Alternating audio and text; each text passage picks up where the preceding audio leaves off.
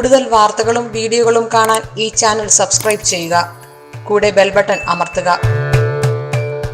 എൻ്റെ ഇന്നത്തെ വിഷയം പ്രണയിക്കുന്നവർക്ക് പ്രണയ സാഫല്യം കിട്ടാനുള്ള മാർഗം. പ്രണയിക്കുന്നവർക്ക്, അതായത് പ്രേമിക്കുന്നവർക്ക് ആ പ്രണയ സാഫല്യവും അതേപോലെ തന്നെ ആ പ്രേമ സാഫല്യവും ഒക്കെ കിട്ടാനുള്ള ഒരു മാർഗമാണ് ഞാൻ പറയുന്നത്. ഇന്ന് പ്രേമിക്കുന്ന അല്ലെങ്കിൽ പ്രണയിക്കുന്ന ആ കാമുകന്മാരുള്ള ഒരു കാലഘട്ടം കൂടുതലാണ് ഇപ്പം. പണ്ട് കാലത്തും പ്രേമവിവാഹങ്ങളൊക്കെ ഇഷ്ടംപോലെ ഉണ്ടായിട്ടുണ്ടല്ലോ, അല്ലെങ്കിൽ പ്രേമിക്കുന്നവർ ഒരുപാട് ഉണ്ടായിട്ടുണ്ട്. ഇപ്പം ജനസാന്ദ്രത കൂടിയപ്പോൾ അത് കൂടിയെന്ന് മാത്രം, അല്ലാതെ ഇത് ഇപ്പോഴായിട്ട് തുടങ്ങിയിട്ടുള്ള കാര്യമൊന്നുമല്ല. പണ്ട് കാലം മുതൽ തന്നെ പ്രണയവിവാഹവും പ്രേമവിവാഹവും ഒക്കെ നടന്നിട്ടുണ്ട് ഇല്ലേ? അപ്പൊ അങ്ങനെയുള്ളവർക്ക് അവരുടെ ആഗ്രഹ സാഫല്യത്തിന് വേണ്ടി എന്താണ് ചെയ്യാൻ പറ്റുന്നത്, അതാണ് ചിലവരുടെ പ്രേമകാര്യം വീട്ടിലറിയില്ല. ചിലവർ പ്രേമിക്കുന്നതും പ്രണയിക്കുന്നതൊന്നും വീട്ടിലറിയാണ്ട് രഹസ്യമായിരിക്കും. ചിലവരത് പറഞ്ഞൊന്നും വരും. ഈ പറയാത്തോടത്തോളം അല്ലെങ്കിൽ പറഞ്ഞ സ്ഥലത്തും ഒക്കെ പൊട്ടിത്തെറികൾ പലപ്പോഴും ഉണ്ടായിന്ന് വരും. ചില വീട്ടുകാർക്ക് അത് അംഗീകരിക്കാൻ പറ്റിയെന്ന് വരില്ല. അവരത് അംഗീകരിക്കില്ല. കാരണം ഒരിക്കലും അവർക്ക് അംഗീകരിക്കാൻ പറ്റാത്ത ഒരു കാര്യമായിരിക്കുള്ളൂ. ഒരു മകനാണെങ്കിലും മകളാണെങ്കിലും ഈ കാര്യം അവരെ മാതാപിതാക്കളോട് പറയുമ്പോൾ തീർച്ചയായിട്ടും അവർക്ക് സഹിച്ചെന്ന് വരില്ല. അപ്പോഴാണ് അവിടെ പ്രശ്നങ്ങൾ ഉണ്ടാകുന്നത്. അങ്ങനെയുള്ള ഈ കമിതാക്കൾ എന്ത് ചെയ്യും? പ്രണയിക്കുന്നവർ ചിലപ്പോൾ ഒളിച്ചു കൊടുക്കും അല്ലേ? ആരും അറിയാണ്ട് സ്ഥലം വിടും. ചിലവര് എന്താ ചെയ്യണത്? ചിലവര് ഇനി ജീവിച്ചിരുന്നിട്ട് കാര്യമില്ല, നമ്മുടെ വീട്ടുകാർ കല്യാണം കഴിപ്പിക്കില്ല. അപ്പൊ അതുകൊണ്ട് എന്താ ചെയ്യുക? നമുക്ക് ജീവിതം അങ്ങോട്ട് അവസാനിപ്പിക്കാം.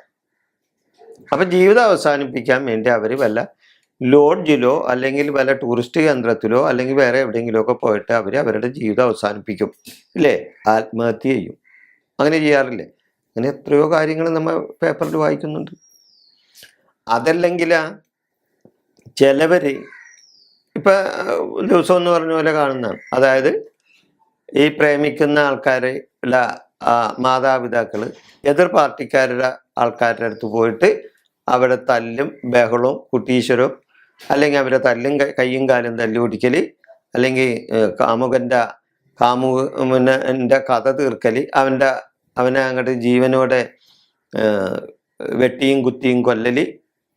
അപ്പൊ എന്നാലും മകൾക്ക് ആ ഭർത്താവിനെ കൊടുക്കൂല ഇല്ലേ എന്നുള്ള ആ ദൃഢവിശ്വാസം അവരെ അങ്ങനെ അതിനു വേണ്ടി പ്രേരിപ്പിക്കും. അത് കഴിഞ്ഞ് അവര് ജയിലിൽ പോവും, അത് വേറെ കാര്യം. ആ വാശി അവർക്ക് നടത്തും. ഒരിക്കലും ആ മകളുടെ കാമുകനെ കൊണ്ട് മകളെ വിവാഹം കഴിപ്പിക്കില്ല. അവനെ ഒരിക്കലും ജീവിക്കാൻ അനുവദിക്കുകയും ഇല്ല. അങ്ങനെയുള്ള കുറെ കാര്യങ്ങളും നമ്മ ഈ പ്രേമവിവാഹവും പ്രേമകാര്യങ്ങളുമായിട്ടൊക്കെ നടക്കുന്നുണ്ടാവും. ഇത് എങ്ങനെയാണ് ഈ പ്രേമം ഈ ചെറുപ്പക്കാരിൽ ഇവരിലൊക്കെ വരുന്നത്? ചെറുപ്പക്കാരിൽ പ്രേമം എങ്ങനെയാണ് ഉണ്ടാകുന്നത്? അതൊന്നും ചിന്തിച്ചിട്ടുണ്ടല്ലേ ആരെങ്കിലും? അതായത് ശുക്രദശ കാലത്താണ് ഇത് കൂടുതൽ. ജാതകത്തിൽ ശുക്രന്റെ കാര്യം. ശുക്രൻ ആരാണെന്നറിയാം? ശുക്രൻ മദനകാരകനാണ്, മനസ്സിനെ മതിപ്പിക്കുന്ന ആളാണ്. ഇതേപോലെ തന്നെ ശുക്രദശയിൽ ശുക്രന്റെ സ്വാപഹാരകാലത്തോ അതല്ലെങ്കിൽ ശുക്രദശയിൽ കേതുവിന്റെ അപകാരകാലത്തോ ശുക്രദശയിൽ ചൊവ്വയുടെ അപകാരകാലത്തോ ശുക്രദശയിൽ രാഹുവിന്റെ അപകാരകാലത്തോ ഒക്കെ പ്രേമം അങ്ങാട് തലക്ക് പിടിച്ച് കത്തി നിൽക്കും ചില ആൾക്കാർക്ക്.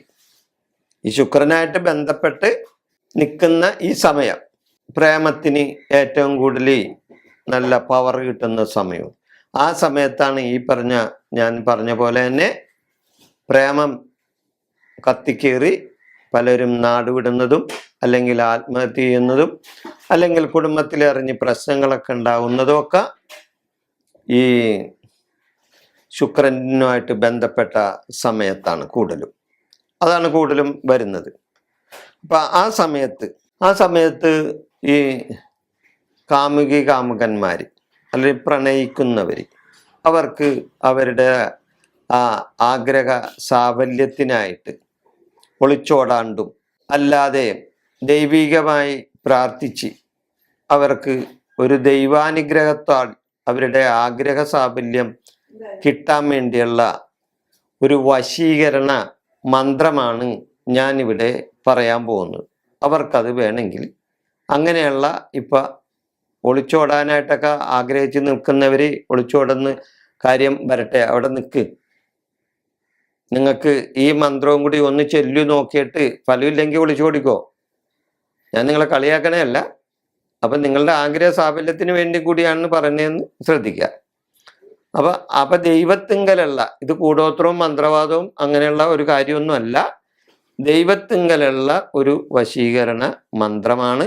അതൊന്ന് ചൊല്ലിയാൽ നിങ്ങൾക്ക് നിങ്ങളുടെ പ്രേമ നൈരാശ്യത്തിൽ നിന്നുള്ള പ്രേമിക്കുന്നവരുടെ നൈരാശ്യത്തിൽ നിന്നുള്ള മുക്തിയും അതുപോലെ പ്രണയ സാഫല്യവും ഉണ്ടാവും. നിങ്ങൾക്ക് ഇഷ്ടപ്പെട്ട പുരുഷനെയോ സ്ത്രീയെയോ ഭാര്യയോ ഭർത്താവോ ആക്കി മാറ്റാനായിട്ട് നിങ്ങൾക്ക് കഴിയും.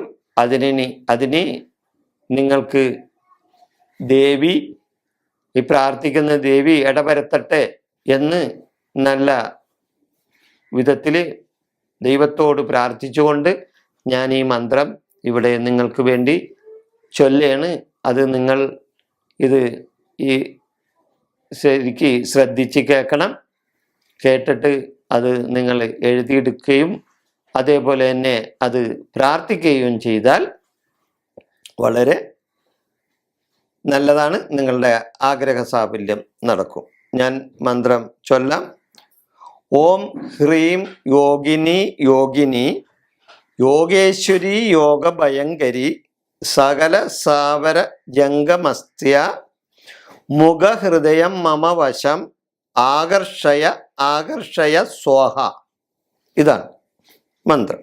അതായത് ഞാൻ ആ മന്ത്രം ഒന്നും കൂടി ചൊല്ലാം, നിങ്ങൾക്ക് വ്യക്തമായി ഒന്നും കൂടി അറിയാവുന്നതിന് വേണ്ടിയാണ് ഇത്.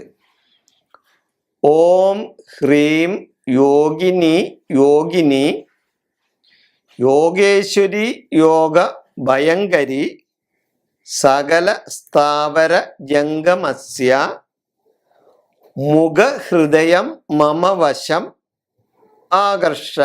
ആകർഷയ സ്വാഹ. ഇത് നിങ്ങൾ ഓരോ ദിവസം രാവിലെ ഒരു 27 പ്രാവശ്യവും വൈകിട്ട് ഒരു 27 പ്രാവശ്യവും നല്ല മനഃശുദ്ധിയോടുകൂടിയും ശരീരശുദ്ധിയോടുകൂടിയും സ്ഥലശുദ്ധിയോടുകൂടിയും ചൊല്ലണം. മനസ്സിലായോ? പെൺകുട്ടികളാകുമ്പോൾ അവർക്ക് അവരുടെ പീരീഡിന്റെ സമയത്തൊക്കെ ചൊല്ലാൻ ബുദ്ധിമുട്ട് വരും. അന്നേരം ഒന്നും ചൊല്ലരുത്. വെറുതെ ശാപം മേടിച്ച് വെക്കരുത് ചൊല്ലി. അത് കഴിഞ്ഞിട്ടുള്ള ദിവസം ചൊല്ലിയാൽ മതി. അപ്പൊ ഈ മന്ത്രം ഇതൊരു സ്വയംവര വശ്യമന്ത്രമാണ്. ഈ സ്വയംവര വശ്യമന്ത്രം ചൊല്ലിയാൽ തീർച്ചയായിട്ടും നിങ്ങൾ വിചാരിക്കുന്ന പോലെ ഉള്ള കാര്യങ്ങൾ സർവേശ്വരൻ നടത്തിത്തരും. നമസ്കാരം.